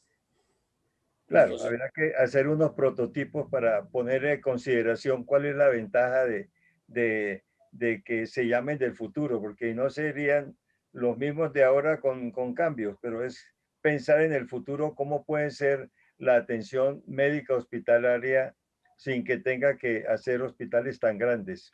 Pero eso es lo que se trata de hablarlo con otro grupo de arquitectos y buscar algunas tendencias. Muchas gracias, Luciano. no, de nada, y un placer haber estado con ustedes, Bueno. aunque sea a la distancia. Muy Muchas amable. gracias, Luciano. Muy Sergio, amable, muy agradecido. una Muchas aclaración, gracias. una aclaración Muchas antes de- gracias. Dime. Luis Roca nos comenta que en la NFPA 101 habla de que los anchos de pasillo son de 2,44 metros. ¿Y Sí, por qué eso ha tenido que ver? Incluso los dos sabemos en qué proyecto hemos tenido que ver eso. Efectivamente, el tema es que nuestro capítulo J y K en la NSR 10 habla de que se deben tener en cuenta las normas NFPA 101, que es el Código de Seguridad Humana para efectos hospitalarios. Y como la NFPA 101 habla de 2,44, esa es la recomendación que siempre se hace para los anchos de las circulaciones. Es posible, como muchos de ustedes piensan, que puede ser de pronto exagerado, pero eso es lo que la norma NFPA 101 dice y eso es lo que a nivel de normatividad y reglamento técnico colombiano nos exige.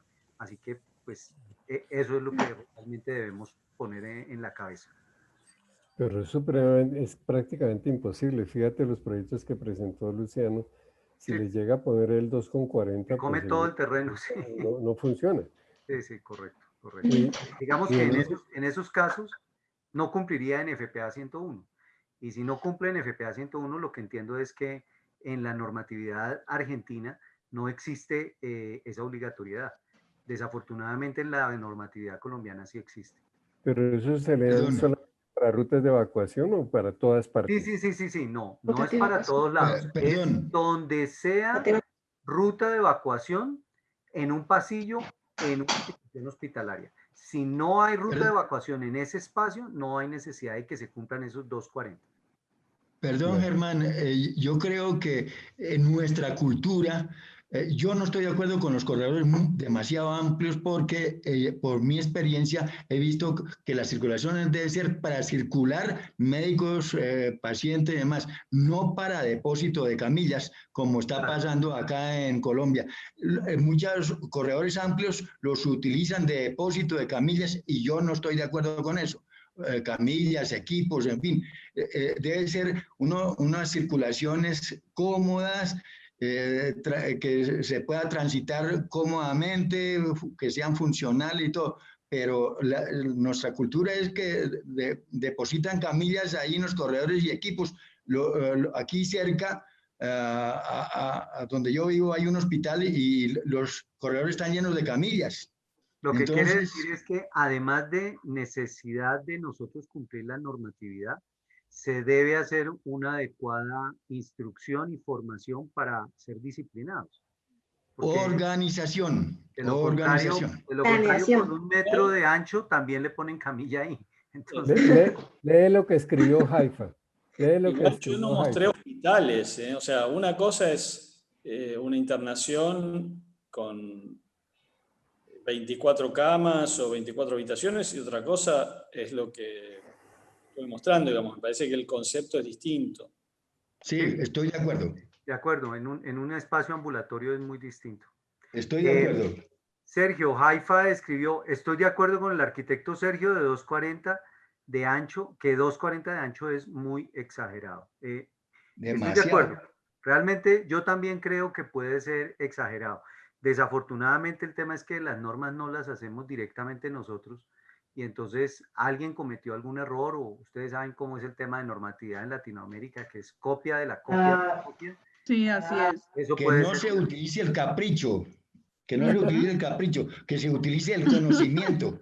Ujú, así Y debería Luis ser. Roca nos complementa aquí en el chat que en la resolución 4445 del año 96 habla de 1,40 de ancho, pero ya 1,40 de ancho, Muy Haifa angosto dice, ya. no, pero es que eso ya es muy angosto. No. Proporción, En proporción. algunas áreas toca mirar en dónde pongo 1,40, en dónde pongo 1,80. Sí. Ahí la situación es, ojo con el tema de habilitación y precisamente, porque si a veces no se cumple la normatividad, pues digamos que no se puede hacer nada, ¿no? O sea, así sea ilógica y de pronto sea exagerada. Pero tengamos en cuenta eso. Esperemos que en algún momento la 44-45 se cambie finalmente. Esa es como la promesa no cumplida desde hace muchos años. Esperemos que... Llevamos 12 años modificando eso. Señores, nos vemos entonces en 8 días. Muchísimas gracias. Gracias, Luciano. Muy amable por acompañarnos. Gracias.